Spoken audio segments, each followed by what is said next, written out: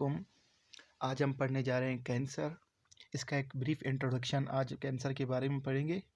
आगे हमारे details lecture आएंगे कैंसर के बारे में, लेकिन आज हम इसको ब्रीफली पढ़ेंगे। व्हाट इज़ कैंसर, कैंसर कैसे होता है, उसके काजेज़ क्या हैं, और अवेयरनेस अबाउट कैंसर, और ये किस किस चीज़ से फैलता है। तो आज हम उसके बारे में पढ़ेंगे। आगे इंशाल्लाह हम आने वाले लेक्चरों में हम properly briefly biochemistry, cancer chemistry of cancer पढ़ेंगे। तो सबसे पहले व्हाट इज़ कैंसर, कैंसर क्या होता है। Cancer is a disease characterized by cell that grow and divide without respect to the normal control, invade and destroy adjacent tissue. Cancer cell वो cell है जो कि डिवाइड होता है और ग्रो करता है बिना किसी कंट्रोल के, नॉर्मल कंट्रोल के, और ये किसी और टिश्यू में इन्वेड कर सकता है, मैंने घुस सकता है, जा सकता है, और उस टिश्यू को डिस्ट्रॉय कर जाएगा। Can spread other part of body, जो कि बॉडी के किसी और पार्ट में भी स्प्रेड फैल सकता है। तो कुछ सिम्टम्स हैं कैंसर के, क्या सिम्टम्स होते हैं। अनयूजुअल लिम्फ्स और ट्यूमर, कुछ दाने हो सकते हैं, या लिम्फ जो हमारे लिम्फ नोड्स होते हैं वो स्वेल कर जाते हैं। ह्यूमरेज से ब्लीडिंग हो सकता है हमारा, और पेन हो सकता है, और अल्सरेशन हो सकता है। कंप्रेशन ऑफ सराउंड, जहाँ पर कैंसर होगा उसके इर्द गिर्द कंप्रेशन, या किसी ऑर्गन के ऊपर होगा, उस ऑर्गन को कंप्रेट करके रखेगा, कंप्रेस करके रखेगा। यहाँ पर सिम्टम ऑफ मेटास्टासिस, मेटास्टासिस उसको बोलते हैं कि एक जगह से दूसरी जगह पर स्प्रेड करने को, किसके, कैंसर के। ठीक है। तो इनलार्ज लिम्फ नोड्स, जो हमारे लिम्फ नोड्स होते हैं वो इनलार्ज हो जाते हैं, और कफ हो जाता है, कफ होता है, और स्पेशली हमारे कफ में जो कुछ ब्लीडिंग आता है, जब खांसते हैं उसके साथ कुछ ब्लीडिंग भी बाहर निकलना होता है, और बोन में पेन्स होना चाहते हैं, हमारे बोन्स पेन करना शुरू हो जाते हैं, और फ्रैक्चर, जिस बोन में फ्रैक्चर है उसको अफेक्ट करता है। ठीक है।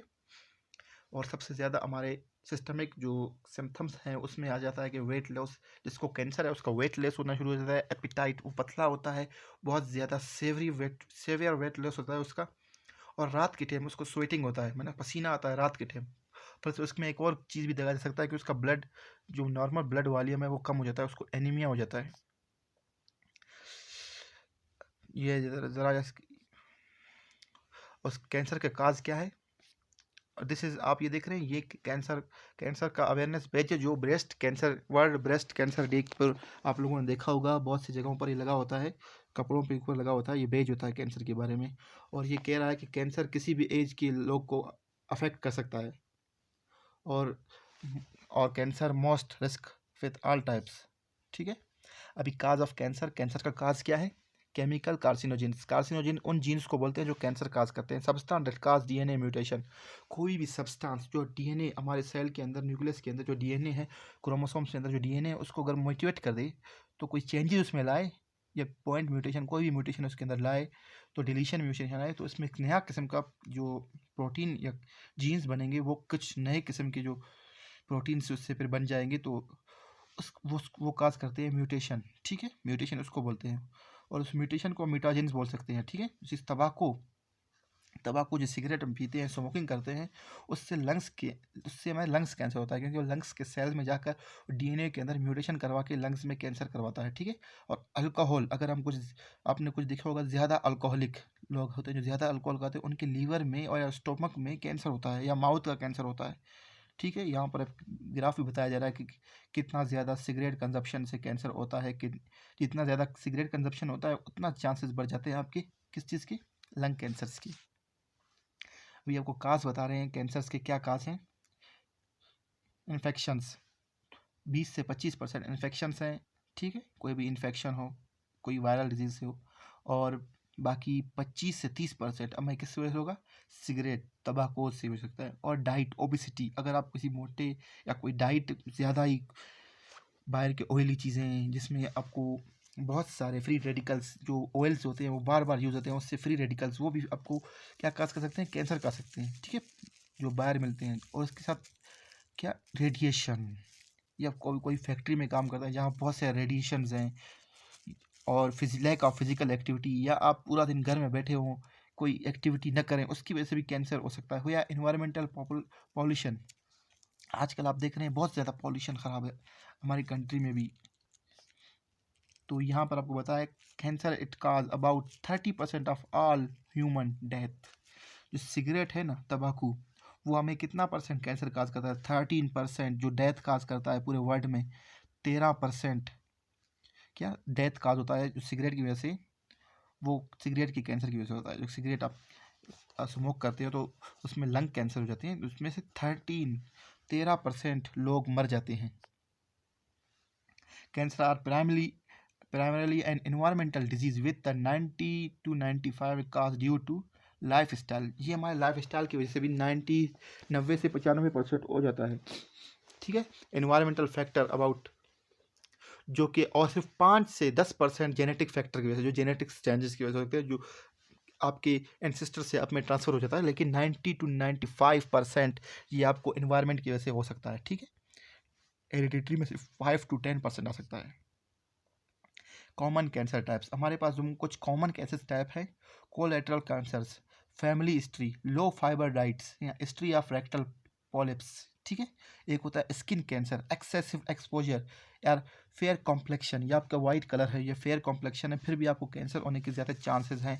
या एक्सेसिव एक्सपोजर, अपने स्किन को आप एक्सेसिव एक्सपोज कर रहे हैं किसी यूवी लाइट्स के सामने। ठीक है, डे राइट मतलब आप सूरज के सामने बैठ जाते हैं।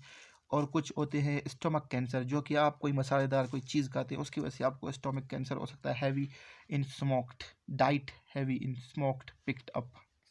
ठीक है, esophageal cancers, esophageal cancer, heavy alcohol consumption, आपके mouth esophageal cancer heavy consumption of alcohol या स्मोकिंग से हो सकता है। ठीक है, एक prostate cancer, increase the age with the family history, a diet of animal fat, अगर आप हाई एनिमल फैट लेंगे तो आपके प्रोस्टेट में कैंसर होने के चांसेस बढ़ जाते हैं। और ये फैमिली हिस्ट्री में भी होता है।